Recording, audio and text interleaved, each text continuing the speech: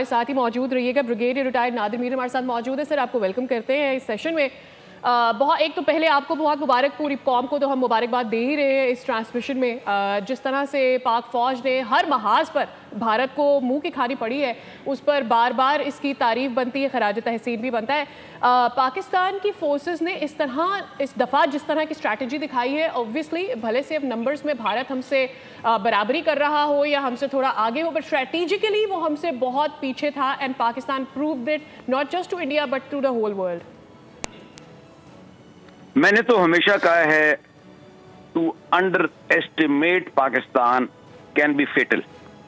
तो ये काफी बड़ा शॉक मिला है इंडिया को, और सारी दुनिया इंप्रेस हुई है पाकिस्तान से for all the facets of war. इसके जो मुख्तलिफ पहलू हैं, तो जंग के बहुत से पहलू होते हैं, लेकिन मैं यहाँ पर before I comment on what you asked, ये चीज हाईलाइट करना चाहता हूँ। I said it earlier, I am repeating it and I will keep repeating and so should you.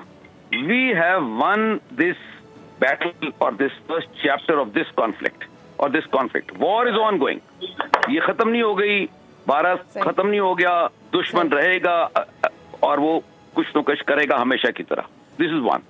Coming to your question, इसमें besides the fact कि पाकिस्तान ने अपना भरपूर, इस वजह से बाकी दुनिया, ग्लोबल वर्ल्ड, जो the powers that be, जो मॉडर्न वर्ल्ड है, जो ज्यादा इंप्रेस्ड है, इट इज नॉट जस्ट कि पाकिस्तान ने दिफा किया और जवाबी कार्रवाई की। ये तो जंग में होता है, अच्छी फौजें यही करती हैं। इस दफा इट वाज हाइपरटेक। आप देखें ना इस्तेमाल क्या हुआ। ये engagement took place at 150 kilometre.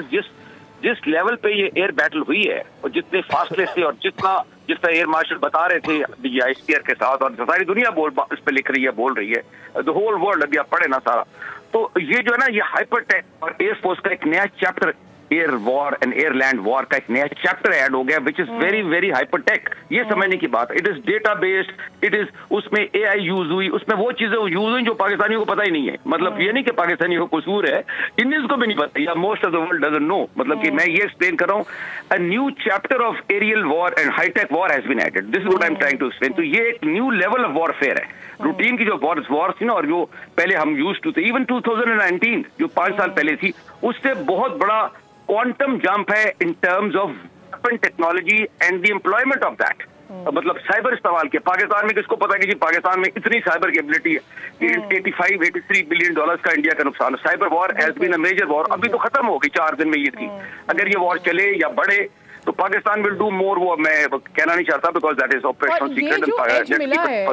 ये जो एज मिला है पाकिस्तान ने, जो एक नया प्रेसिडेंट सेट कर दिया है वॉर स्ट्रैटेजी का या मिलिट्री स्ट्रैटेजी का, किस तरह से है, चाहे वो फजा में हो या हमने अपनी बड़ी फौज को देखा है, इसने एक नया प्रेसिडेंट तो सेट किया है। डिप्लोमेटिकली भी पाकिस्तान को एक एज दिला दिया है कि जब आप अब अपनी बात आगे रखेंगे, उसमें वजन ऐड हो जाएगा। और साथ में ये कि भारत हमसे कई गुना बड़ा मुल्क, जितनी गलतियां उन्होंने की हैं, चाहे मिलिटरीली देखा जाए, अपने डिसीजंस में देखा जाए, बीइंग अ न्यूक्लियर नेशन, मेरे ख्याल में ये भी पाकिस्तान की जीत में शामिल हो जाएगा। बिल्कुल सही कह रहे हैं। डिप्लोमेसी देखे ना, जब जंग होती है ना, तो मैंने कहा था various facets of war, military is very important, but it is not the only thing. जिस तरह डिप्लोमेसी बड़ी दुनिया क्या इस पे करती है, UN में क्या हो रहा है, अगर सिक्योरिटी काउंसिल में क्या होता है, सीज फायर कैसे होता है, बड़ी पावर, ग्रेट पावर दो क्या करती है, एलाइज कौन है, जैसा टर्की ने, चाइना ने, अजरबैजान ने। आप देखिए इसकी सेलिब्रेशन अजरबैजान की स्ट्रीट्स में सेलिब्रेशन हुई है, पाकिस्तान में तो ये लंदन में पाकिस्तानी सेलिब्रेट किया, and all over the world. तो इसमें आपकी डिप्लोमेसी का और geopolitics, I keep saying actually more than that, is that the nobody supported India. सबसे मेन इवेंट ये है इसमें, even Russia did not support India by the way. जो उसने हथियार दिए वो तो इसराइल भी देता है। वो देखिए आपको भी तो हथियार मिल रहे हैं ना, उसको आप वॉर ना समझे कि वो अलायंस है।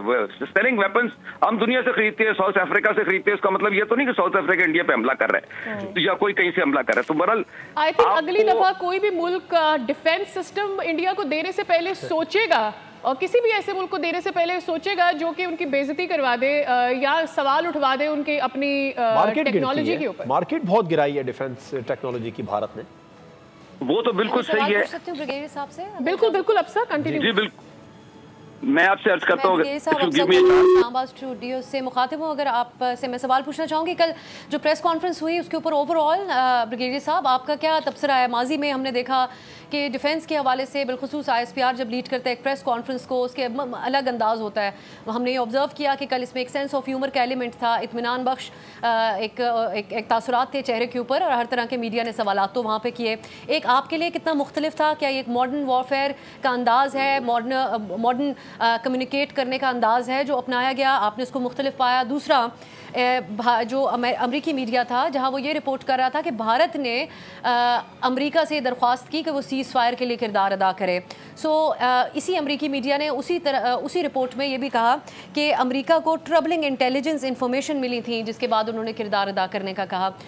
आप समझते हैं कि इसके ऊपर भी कोई वजाहत आइंदा दिनों में आएगी कि ऐसा क्या मौका बना था जब अमेरिका को इंटरवीन करना पड़ा, या फिर ये हमारी जवाबी कार्रवाई ही थी जिसने उसको मजबूर किया होगा कि वो इन दोनों ममालिक के दरमियान बातचीत के लिए कोई रास्ता बनाए?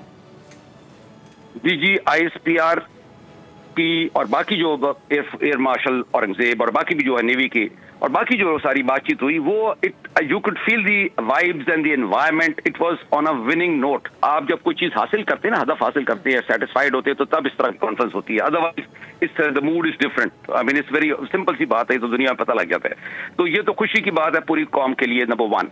और इसमें media war is now very much part, and I want to conclude the media itself. ये हमारा मीडिया हैज डन वंडरफुल। हम कहते थे जी इंडिया का मीडिया बहुत आगे, इंडिया का media was reckless and I would say has been exposed. और दूसरी बात यह है कि सोशल मीडिया और youngsters, Pakistani youth did a lot tremendous. ये जो जंग है ना, ये नेशनल वॉर है। मैं ये जिस चीज पे आ रहा था, this is a national war.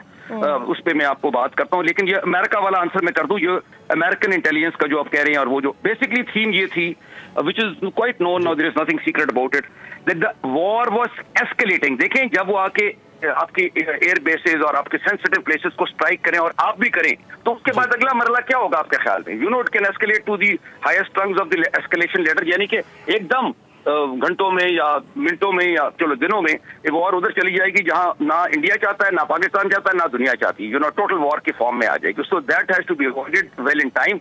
उसमें अगर एक साइड भी, इसमें कई चीजें होती है ना, ये दिस इज बाय डिफॉल्ट और this is by design. Late से वो आपकी कोई बहुत ही सेंसिटिव जगह को हिट कर देती है, आपकी ऐसी जगह को जिसकी वजह से आप उनको करती है या गलती से लग जाता है, तो चीज बढ़ जाती है। सब्सक्राइब करें और बेल दबाएं ताकि कोई खबर रह न जाए।